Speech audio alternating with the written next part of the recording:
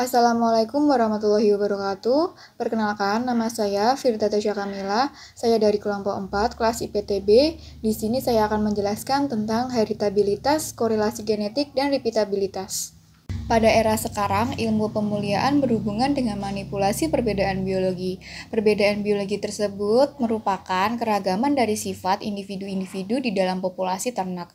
Keragaman tersebut dipengaruhi oleh faktor genetik dan faktor non-genetik. Faktor genetik dipengaruhi oleh gen dan kromosom setiap individunya. Faktor lingkungan juga bergantung pada kapan dan di mana individu itu berada.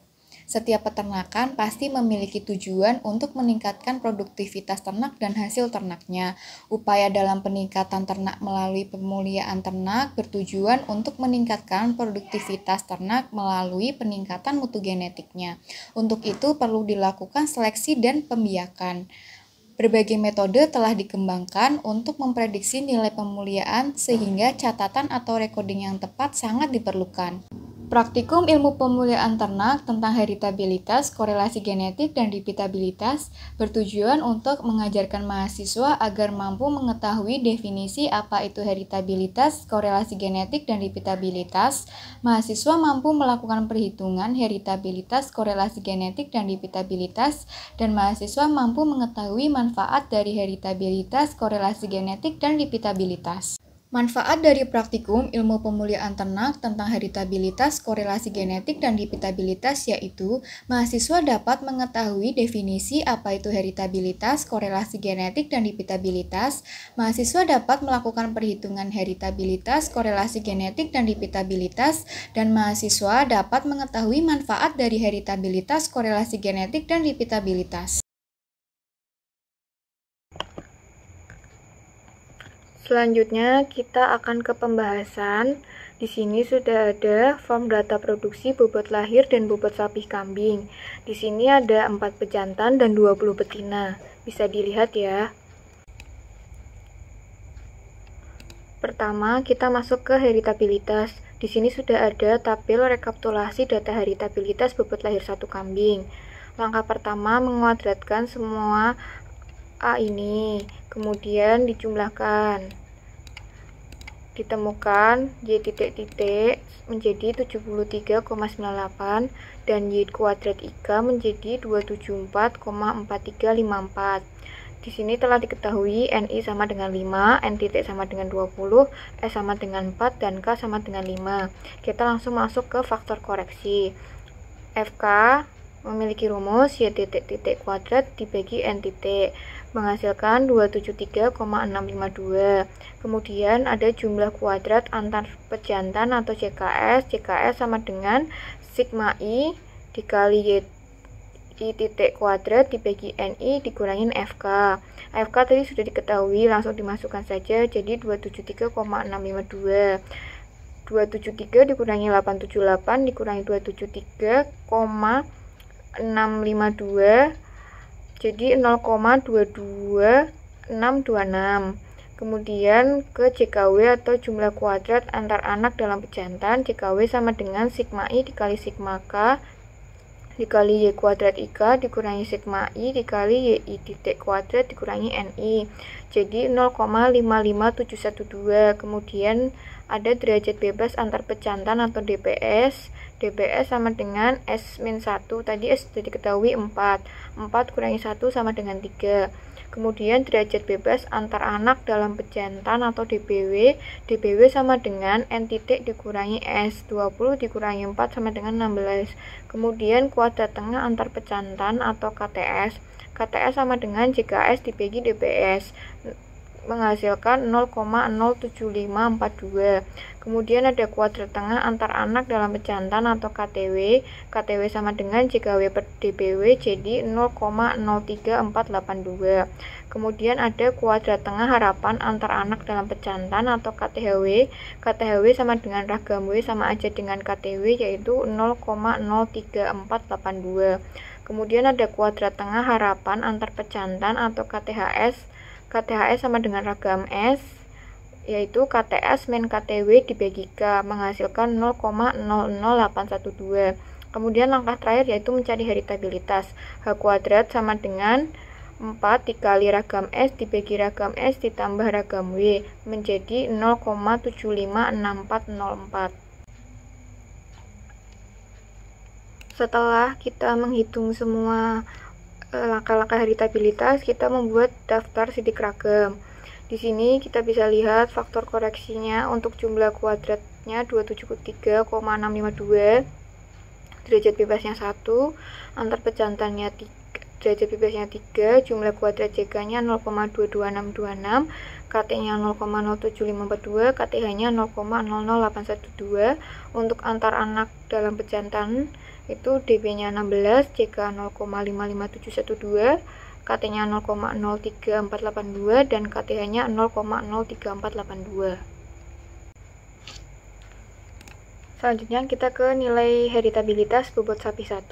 Di sini sudah ada tabel rekapitulasi heritabilitas bobot sapi 1 sama dengan seperti bobot lahir 1. Kita kuadratkan dulu nilai A ini. Kemudian kita mendapatkan hasil Y titik-titik sebesar 267,98 dan Y kuadrat IK-nya 3603,53. NI-nya 5, N titiknya 20, S-nya 4, dan K-nya 5. Kita langsung ke faktor koreksi, FK sama dengan Y titik-titik kuadrat bagi NI. Hasilnya 3590,664. Rumusnya sama seperti yang heritabilitas bobot lahir 1, jika S-nya hasilnya 3,3108, jika W-nya 9,5548, DBS-nya 3, DBW-nya 16, lalu KTS-nya 1,1036, KTW-nya 0,597175, KTHW-nya 0,597175, KTHS-nya 0,101285, dan heritabilitasnya 0,580041. Setelah dihitung semua, kita membuat daftar sidik ragam. Kita masukkan semua angka yang sudah kita hitung ke dalam tabel daftar sidik ragam ini. Nah, penjelasannya, heritabilitas adalah parameter genetik untuk mengukur keragaman total fenotipik yang disebabkan oleh keragaman genetik adaptif. Heritabilitas itu memiliki rentang nilai 0 sampai 1. Heritabilitas akan dikatakan rendah apabila memiliki nilai 0 sampai 0,15, tinggi apabila nilainya 0,15 sampai 0,30, dan dikatakan tinggi apabila nilainya itu lebih dari 0,3. Nah, dari data yang sudah kita hitung, itu kita bisa lihat bahwa pada nilai heritabilitas bobot lahir 1 kambing, data di atas itu hasilnya sebesar 0,756404. Nilai tersebut sudah sesuai dengan rentang nilai heritabilitas dan termasuk ke dalam nilai heritabilitas yang tinggi, sehingga ternak memiliki penampilan yang baik dan cenderung memiliki keturunan yang baik. Kemudian nilai heritabilitas pada bobot sapi 1 kambing itu sebesar 0,580041.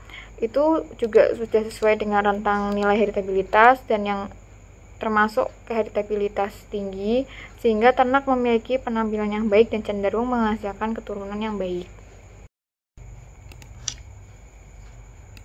Selanjutnya kita masuk ke pendugaan nilai korelasi genetik bobot lahir dan bobot sapi. Di sini sudah ada tabel rekapitulasi data korelasi genetik bobot lahir 1 dan bobot sapi 1.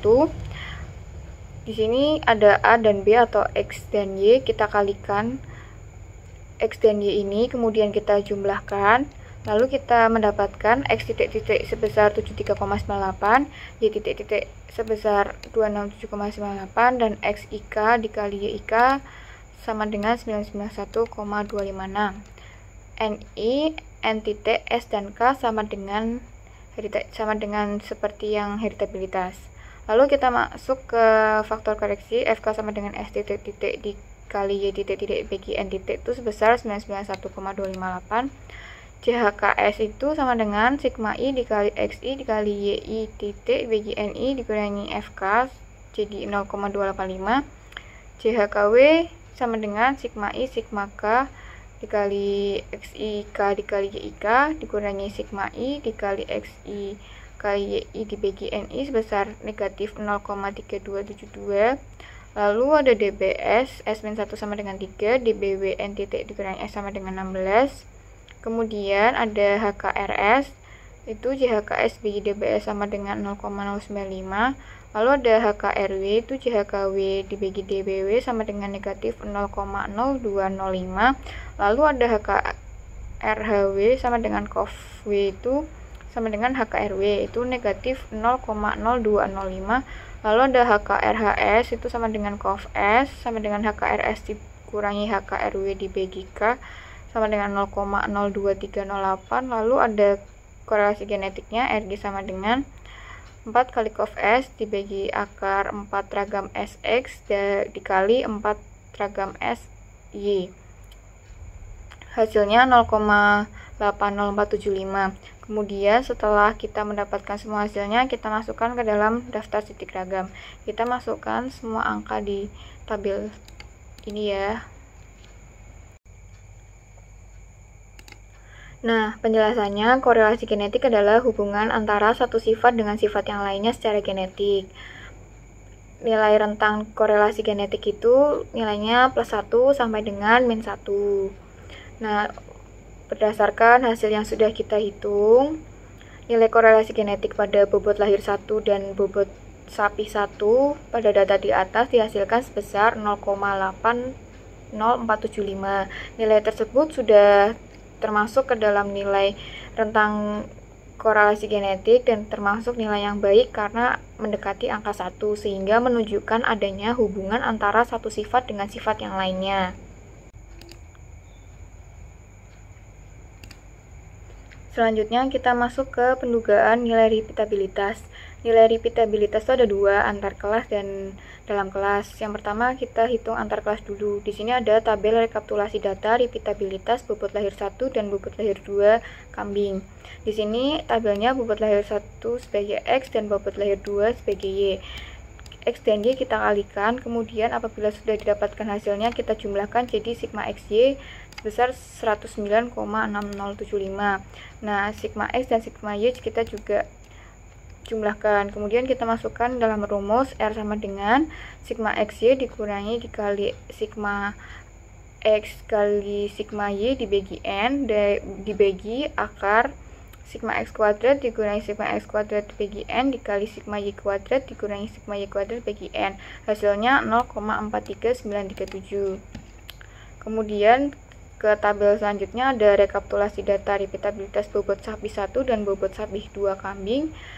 Seperti yang tadi, bobot sapi E1 sebagai X dan bobot sapi 2 sebagai Y. Kita kalikan X dan Y-nya. Apabila sudah didapatkan hasilnya, kita jumlahkan jadi sigma XY sama dengan 1408,661, sigma X dan sigma Y-nya juga. Lalu kita masukkan ke dalam rumus R sama dengan sigma XY dikurangi sigma X kali sigma Y dibagi N dibagi akar sigma X kuadrat dikurangi sigma X kuadrat dibagi N dikali sigma Y kuadrat dikurangi sigma Y kuadrat bagi N. Hasilnya 0,04898. Kemudian kita masuk ke pendugaan nilai repeatabilitas dalam kelas. Di sini sudah ada rekapitulasi data repeatabilitas bobot lahir 1, bobot lahir 2, dan bobot lahir 3. Sebagai X, Y, dan Z, kita jumlahkan jadi YI titik. Kemudian ketemu sigma Y kuadratnya 475,6093, Y titik-titiknya 130,59, M titiknya 48, dan MI-nya 3. Kita masukkan ke dalam rumus faktor koreksi FK sama dengan Y titik-titik kuadrat bagi M titik sama dengan 355,2864. Jika B-nya sigma I dikali YI titik kuadrat bagi MI min FK itu 118,9871. Lalu ke JKW sama dengan sigma I dikali sigma J dikali Y kuadrat IJ dikurangi sigma I YI titik kuadrat bagi MI sama dengan 1,3358. Kemudian ada DBB itu N-1 sama dengan 11, DBW itu N kali MI-1 sama dengan 24. Lalu ada KTB sama dengan JKB per DBB itu 10,81701. Lalu ada KTW 0,055658. Kemudian ada KTHW sama dengan ragam W sama dengan KTW itu 0,055658. Lalu ada KTHB sama dengan ragam B itu hasilnya 3,587116. Lalu yang terakhir yaitu repeatabilitas sama dengan ragam B dibagi ragam B tambah ragam W. Hasilnya 0,98471. Kemudian kita masukkan ke daftar sidik ragam. Bila sudah ditemukan hasilnya, semuanya seperti tadi, kita masukkan angka-angka hasil perhitungan kita ke dalam daftar sidik ragam ini, tabelnya ini. Kemudian kita ke tabel rekapitulasi data repeatabilitas bobot sapi 1, bobot sapi 2, dan bobot sapi 3 seperti tadi. Jadi X, Y, Z, terus dijumlahkan jadi YI titik. Kemudian temukan sigma Y kuadratnya 6582,973, Y titik-titiknya 486,41, M titiknya 48, dan MI nya 3. Kemudian kita masukkan ke rumus. Rumusnya sama seperti yang tadi. FK hasilnya 4929,056, JKB-nya 1644,934, JKW-nya 8,982667, DBB-nya 11, DBW-nya 24, KTB-nya 149,5395, KTW-nya 0,37428, KTHW-nya 0,37428 juga. Lalu KTHB-nya 49,72174. Kemudian dimasukkan ke rumus repeatabilitas. Sama kayak tadi, R sama dengan sigma B ragam B dibagi ragam B tambah ragam W. Jadinya 0,99253. Kemudian apabila sudah mendapatkan hasilnya, kita masukkan ke dalam tabel daftar sidik ragam. Ini semua angka hasilnya. Nah, penjelasannya, repeatabilitas adalah parameter genetik untuk mengukur performance ternak dari produksi pertama dengan produksi selanjutnya. Repeatabilitas memiliki rentang nilai 0 sampai 1. Nilai repeatabilitas yang mendekati 1 itu menunjukkan bahwa ternak memiliki repeatabilitas yang tinggi sehingga kemampuan mengulang produksi yang sama dengan produksi yang pertama sangat tinggi. Berdasarkan hasil yang sudah kita hitung, nilai repeatabilitas antar kelas pada bobot lahir 1 dan bobot lahir 2 dihasilkan sebesar 0,43937. Lalu nilai repeatabilitas antar kelas pada bobot sapi 1 dan bobot sapi 2 nilainya sebesar 0,04898. Kemudian nilai repeatabilitas dalam kelas pada bobot lahir 1, 2, dan 3 data tersebut itu nilainya sebesar 0,984721, dan nilai repeatabilitas dalam kelas pada bobot sapi 1, bobot sapi 2, dan bobot sapi 3 yaitu sebesar 0,99253.